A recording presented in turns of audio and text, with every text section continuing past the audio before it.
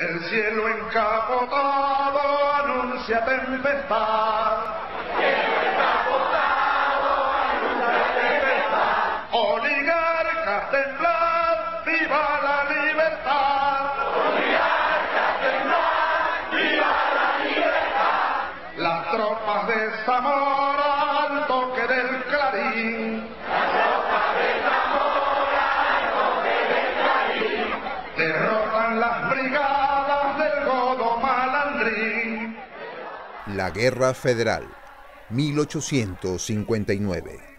1863.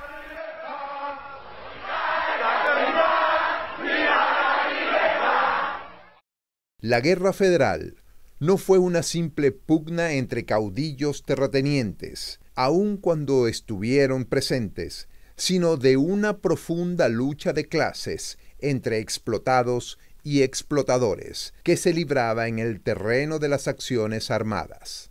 En el conjunto de acciones militares ocurridas en el occidente del país, desde el 20 de febrero de 1859 hasta el 10 de enero de 1860, la hegemonía correspondió a las masas campesinas firmemente orientadas y organizadas por Ezequiel Zamora, el conductor de la revolución. Tierra y hombres libres. Hagamos patria para los pobres. Fueron sus consignas. Esta guerra, que duró más de 5 años y que tanto aterrorizaba a la oligarquía, continuó mucho tiempo a pesar del asesinato del general Ezequiel Zamora el 10 de enero de 1860. Las clases explotadas, compuestas por el campesinado, los peones y los pobres de los centros urbanos, estaban en franca rebeldía contra el régimen económico-social imperante. Las clases sociales explotadoras, compuestas por los latifundistas y la burguesía comercial usuraria, no podían seguir gobernando el país de la misma forma que lo venían haciendo desde 1830. Habían fracasado en su intento de continuar gobernando el país, a pesar de la abolición de la esclavitud. El tremendo impulso y el carácter de la revolución, el peligro que ella entrañaba para las clases dominantes y poseedoras de tierras, la ineptitud de éstas, la visión de la inminente ruina, etc., los llenó de pavor.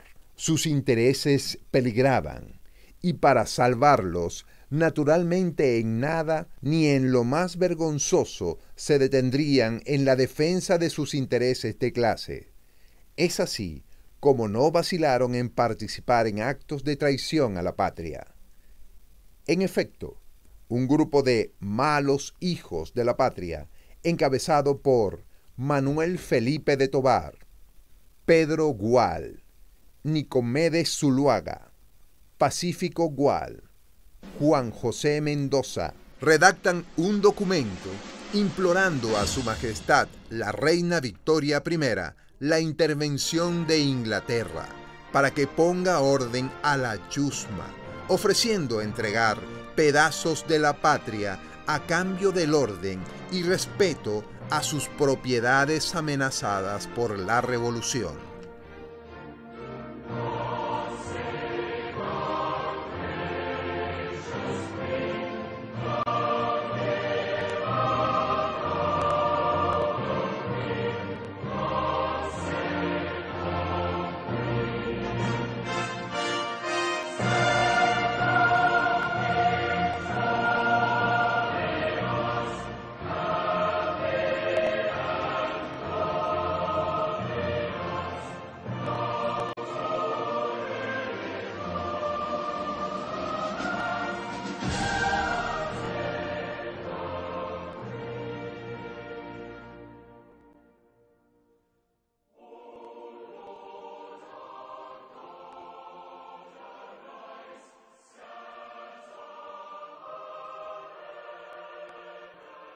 El documento redactado por calificados ideólogos de la oligarquía caraqueña y firmado además por propietarios territoriales de la provincia de Aragua, provocó la justa indignación del dictador José Antonio Páez, quien ordenó iniciar una averiguación inmediata para someter a justo juicio a quienes no habían vacilado en solicitar la intervención extranjera en la vida política del país, y además ofrecer en pago de su traición prácticamente la tercera parte de la superficie de Venezuela. Bloqueo a las costas venezolanas. 9 de diciembre de 1902. El fin del siglo XIX trajo un vuelco en la historia de Venezuela.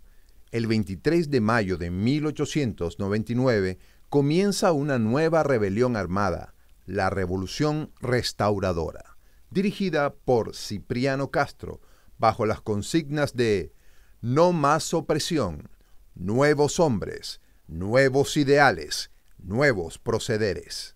Con una campaña militar de movimientos rápidos y siguiendo la ruta de la campaña admirable, llegaron a Caracas el 22 de octubre, tomaron la Casa Amarilla y se adueñaron del poder, provocando la huida del presidente de la República, Ignacio Andrade.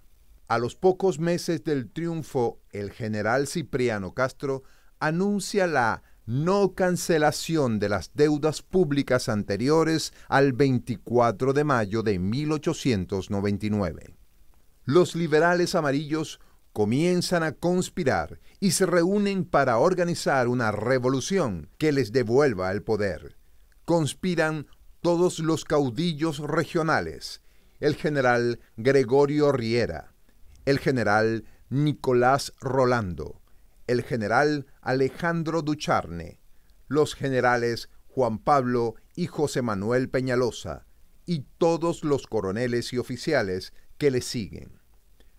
Pero también conspira la New York and Bermúdez Company, dueña del asfalto venezolano, el Disconto Alemán, organización financiera que es dueña del gran ferrocarril alemán.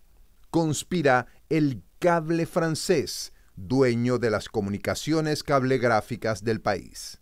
A mediados de 1901, los generales conspiradores encuentran al gran jefe que buscaban.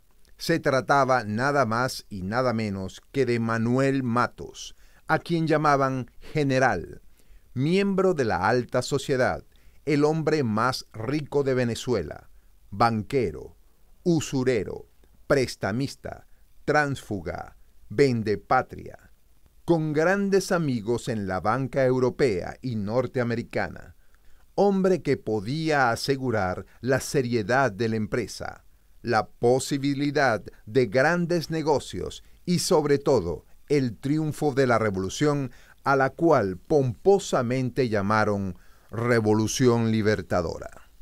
Ya para mediados de agosto de 1902, se tienen noticias de Europa que de fracasar la Revolución Libertadora que encabezaba el banquero general, las potencias aliadas, Alemania, Inglaterra e Italia, realizarían el cobro compulsivo de la deuda venezolana mediante la presencia de sus escuadras en nuestros puertos. El día martes 9 de diciembre de 1902, los bárbaros del norte, bajo las banderas del leopardo inglés y del águila prusiana, con el consentimiento de los Estados Unidos, potencia imperialista en ascenso, inician el acto de rapacidad imperial y brutalidad armada cuando el almirante inglés Sir Archibald Douglas de la flota aliada da orden a sus buques de apoderarse de nuestra escuadra. Los ingleses bloquearon La Guaira, Carenero, Guanta, Cumaná, Carúpano y el delta del Orinoco con los acorazados Charleville, Tribune, Redistribution, a los cuales se les unieron el crucero Phantom, 2 destructores y un cañonero. El contingente alemán, bajo las órdenes del comodoro George Scheder, patrullaba Puerto Cabello y Maracaibo. con los buques de guerra Falk, Faselt, Stost, Fanterk y el crucero Vineta. Al tener conocimiento de la agresión, el presidente Cipriano Castro se dirige a la nación. Venezolanos, la planta insolente del extranjero ha profanado el sagrado suelo de la patria. En histórico documento, el jefe del Estado comunicó el atentado al país y se preparó para la defensa. Entre otras medidas de prudencia y celo patriótico, solicitó el concurso de honorables personalidades de la capital, representativas de la banca, el comercio, la industria, las letras, ciencias, clero y profesorado, etc., a objeto de conocer su respetable opinión, por escrito, en el grave conflicto que se veía enfrentado el país. En una comunicación firmada por ilustres venezolanos, entre los que se encontraban Henry Lord Boulton, Nicomedes Zuluaga, Enrique Planchard, Francisco Sucre, Juan Uslar, Martínez Egaña, Salvador Llamosas, presbítero Juan Castro, presbítero Rafael Lovera, fechada el 16 de diciembre del citado año, dirigida al presidente de la República, los enunciados ciudadanos expusieron su criterio en el sentido de que fuese autorizado el embajador norteamericano ante nuestro gobierno, Herbert Bowen, para llevar a término los arreglos indispensables para que cese el conflicto de manera menos perjudicial al país. Nuestros gobernantes solicitaron formalmente los buenos oficios del gobierno norteamericano a fin de que el embajador de Estados Unidos, Herbert Bowen, sirviera como representante de Venezuela en la solución arbitrada del conflicto. El representante designado por el gobierno venezolano, Herbert Bowen, quien a pesar de tener instrucciones muy precisas sobre los términos bajo los cuales debía llevarse a cabo la negociación, emanada directamente por el presidente de la República, Cipriano Castro, y transmitidas por la Cancillería, hizo caso omiso de ellas y una vez con las credenciales en su poder, firmó unos tratados en condiciones verdaderamente indecentes para nuestra patria, con la excusa de que él y el presidente de los Estados Unidos, Teodoro Roosevelt, ya se habían comprometido con las potencias invasoras. Patria, patria, patria querida, tuyo es mi cielo, tuyo es mi sol. Patria, tuya es mi vida, tuya es mi alma, tuyo es mi amor. Tuya patria, la patria, hoy tenemos patria.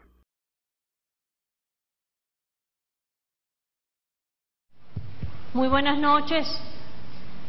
Luego de una intensa jornada electoral que debemos de nuevo felicitar al pueblo de Venezuela por esa jornada electoral que fue tranquila, pacífica, donde todas y todas acudieron a los centros de votación para, como siempre, dirimir nuestras diferencias, decidir los destinos del país en paz y a través de los votos.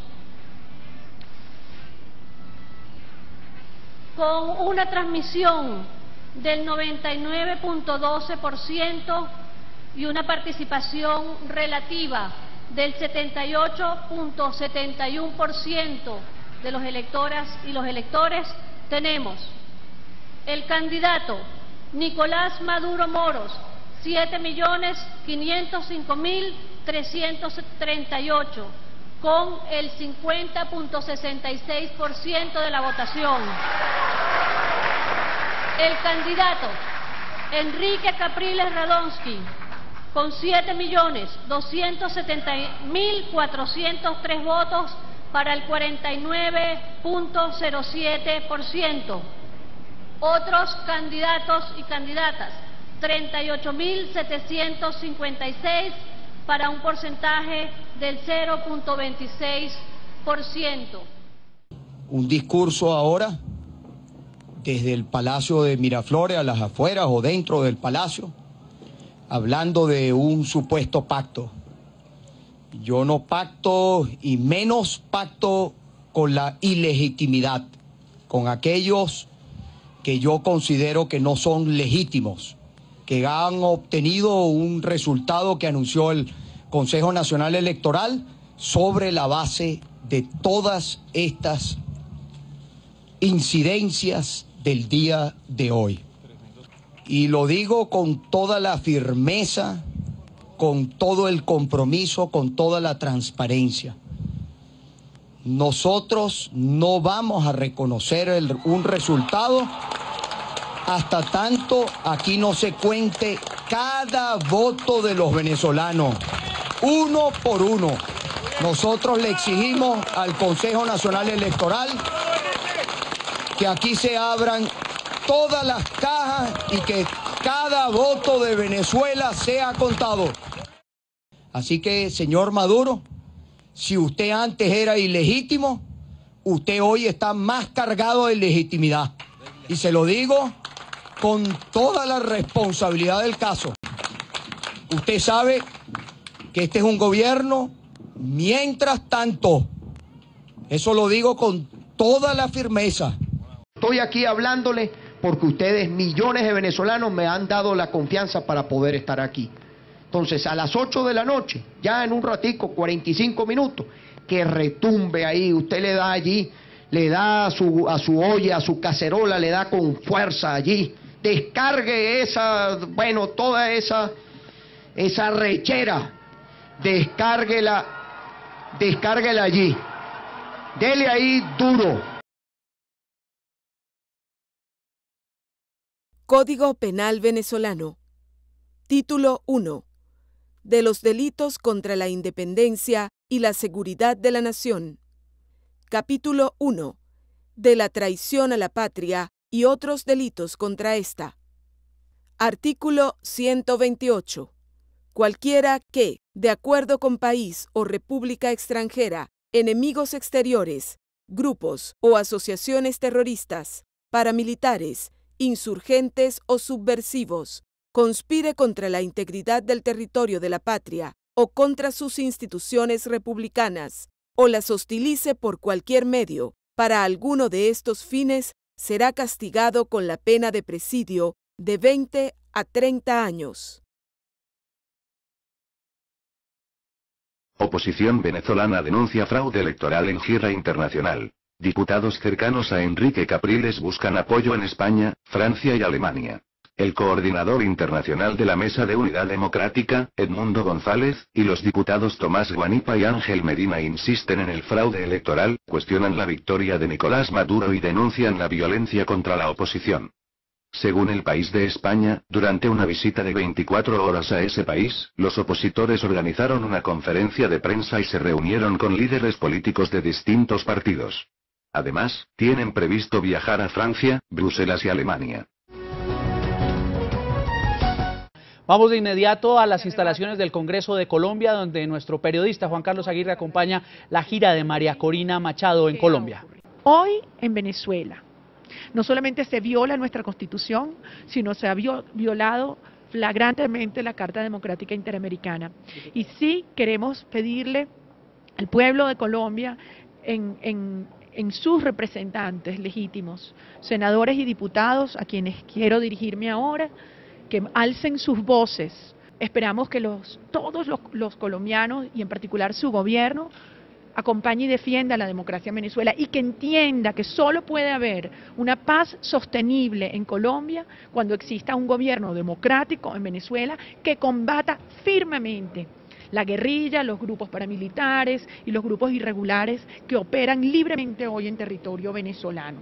Frente a esto, nosotros, los 5 jefes de fracción de la unidad, presentamos hace 2 días ante la oficina, la delegación de la Organización de Estados Americanos en Caracas, una solicitud para que se active la Carta Democrática Interamericana. Y concretamente queremos el apoyo de los países de América Latina y en particular el apoyo de Colombia para que se discuta en el seno del Consejo Permanente de la OEA lo que en nuestra opinión es una profunda y clara violación a este instrumento. El día de hoy es realmente estimulante recibir este apoyo de un grupo tan representativo del Perú a nuestra lucha democrática.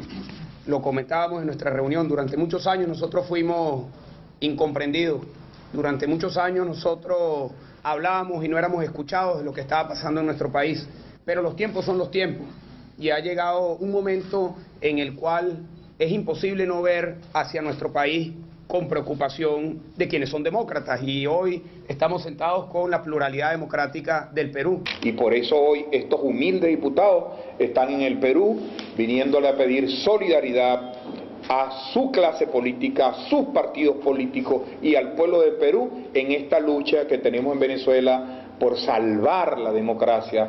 Reiteramos que hemos venido al Paraguay a buscar solidaridad de nuestros colegas diputados ante el atropello del cual somos hoy objeto por una mayoría circunstancial de nuestro Parlamento que prohíbe hablar a los diputados de la oposición venezolana en un momento tan difícil como estamos viviendo. Código Penal Venezolano. Título 1. De los delitos contra la independencia y la seguridad de la nación. Capítulo 1.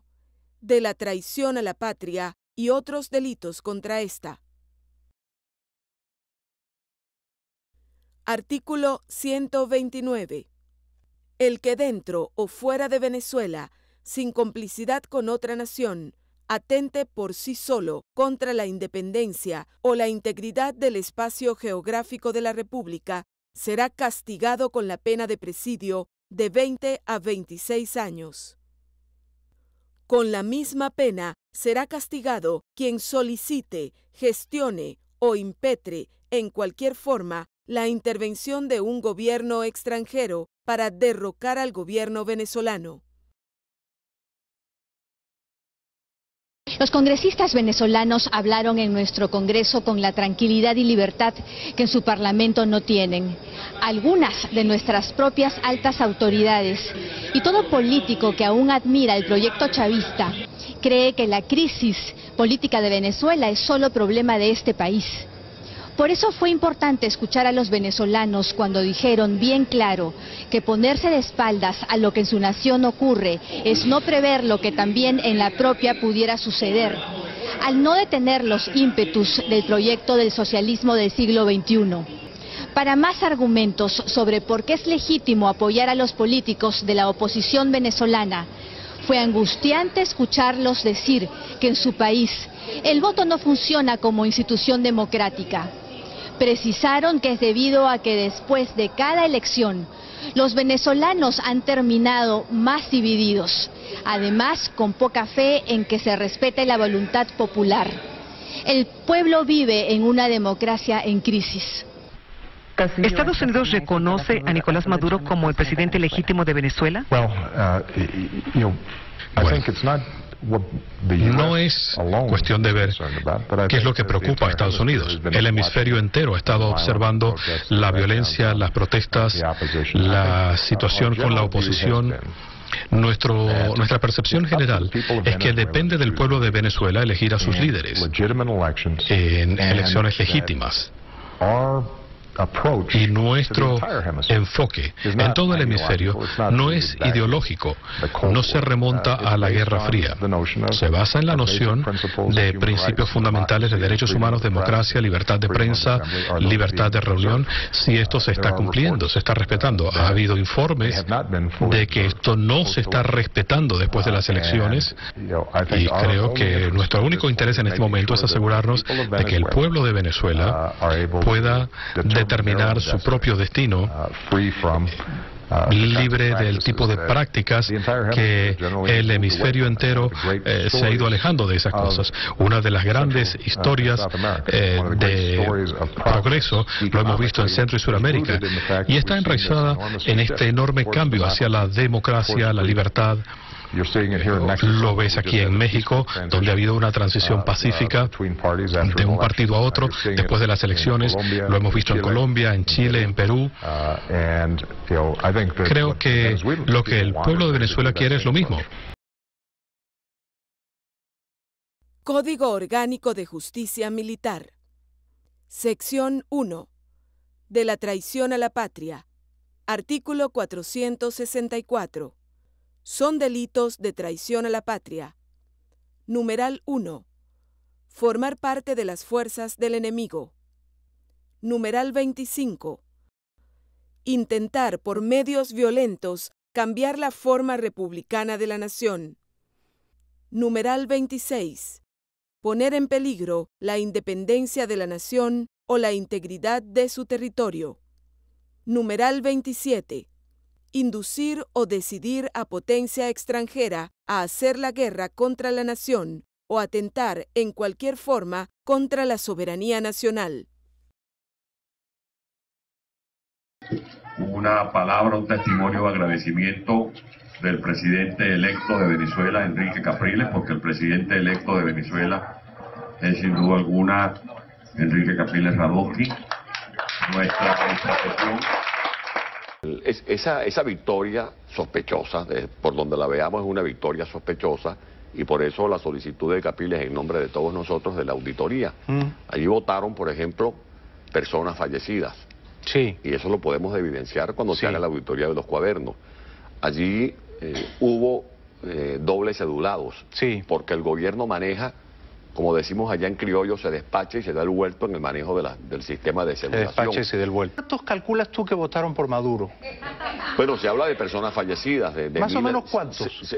Hay en la estimación de cerca de 400.000 personas. 400.000. Venezuela ha ganado las elecciones, Capriles ha ganado las elecciones, y hay que hacer algo para que ustedes recuperen a un gobierno legítimo y no a esta pandilla de canallas, ¿no? Pero lo primero es que Venezuela vale la pena, que todo lo que estamos haciendo está dando resultados, que lo demostramos en esta breve campaña de 12 días. En 12 días recogimos una cosecha que es la consecuencia de lo que se ha venido sembrando con sangre, con sacrificio. Y la pregunta es, ¿qué van a hacer? Lo que dijo Capriles hoy. ¿Cómo los van a sacar de ahí? Luchando. Quiero que sepas que yo le traigo un mensaje a la comunidad, a los venezolanos que están aquí en Miami, un mensaje a la comunidad internacional, que no tengan duda, que no tengan la más chiquitica duda de que el presidente electo por Venezuela el 14 de abril es Enrique Capriles Radonsky. Y que nosotros vamos a defender esa verdad. Por eso no quieren hacer la auditoría. Déjame hacerte esta pregunta, porque tú dices que Venezuela vive una neodictadura. En mi opinión, vive una dictadura hace 14 años, ¿no? Yo creo que Chávez fue un dictador descarado. A mí solo se me ocurren dos escenarios para liberar a Venezuela de esa sombra opresiva, ¿no? Uno es que el pueblo salga a la calle. Pero Enrique ha preferido no jugar prudentemente esa carta para evitar un baño de sangre, ¿correcto? Sí. Y la otra alternativa es que el mando militar deje de ser humillado y proteste ante la indignidad de que los cubanos sean quienes infiltren los mandos militares venezolanos y digan basta ya, y remuevan a esos tumores que son Diosdado y Maduro en nombre de la legalidad, y que se instale una junta provisional y convoquen a unas elecciones libres con otros árbitros. ¿Se te ocurre otro escenario? Es que hay muchas maneras de tomar la calle. Por ejemplo, la manifestación del 14 de abril fue una forma corajuda de tomar la calle. Mira, Jaime. Pero luego Enrique dijo, vamos a ir al CNE, y se replegó, porque Maduro se lo prohibió. Porque había una celada. ¿Qué iba a ocurrir? Estaba preparada una suerte de carnicería. Nosotros esperamos que estos jefes de gobierno respondan a este agravio del que han sido víctimas. Nosotros esperamos solidaridad oportuna y eficiente de los organismos internacionales, de una OEA que debería ya activar la Carta Democrática Interamericana. Esa OEA que fue muy diligente cuando el gobierno de Venezuela le pidió que interviniera en el caso de Honduras. Del gobierno de Estados Unidos que salió corriendo a defender los intereses del señor Zelaya en Honduras. Nosotros pedimos solidaridad de los gobiernos del mundo. Cuando tú aludes a Chávez, dices el presidente fallecido. ¿No estás siendo demasiado compasivo y diplomático, Antonio? ¿Es un presidente fallecido o es un dictador fallecido? ¿Son cosas equivalentes moralmente? Bueno, yo he venido hablando muy claro sobre esto y ayer decía, por ejemplo, cuando estaba en la marcha, que en Venezuela estamos padeciendo una neodictadura. Me gustó que dijeras eso. Y además, haciéndole un reclamo, una exigencia. Nosotros no hemos recibido la solidaridad de la comunidad internacional. No. Nosotros le pedimos al presidente Santos, le pedimos al presidente Humala de Perú, le pedimos al señor Insulza de la OEA, que la OEA deje de ser una atalaya que ven desde lejos las cosas que pasan en Venezuela. Es una vergüenza. Porque lo que están haciendo en Venezuela es tratando de asesinar al Parlamento. En Venezuela está amenazada de muerte nuestra democracia. Código Penal Venezolano. Título 1. De los delitos contra la independencia y la seguridad de la nación. Capítulo 1. De la traición a la patria y otros delitos contra ésta. Artículo 132. Cualquiera que, dentro o fuera del territorio nacional, conspire para destruir la forma política republicana que se ha dado la nación, será castigado con presidio de 8 a 16 años. En la misma pena incurrirá el venezolano que solicitare la intervención extranjera en los asuntos de la política interior de Venezuela o pidiere su concurso para trastornar la paz de la República o que ante sus funcionarios o por publicaciones hechas en la prensa extranjera incitare a la guerra civil en la República o difamare a su presidente o ultrajare al representante diplomático o a los funcionarios consulares de Venezuela por razón de sus funciones en el país donde se cometiere el hecho. Justicia. Prohibido olvidar.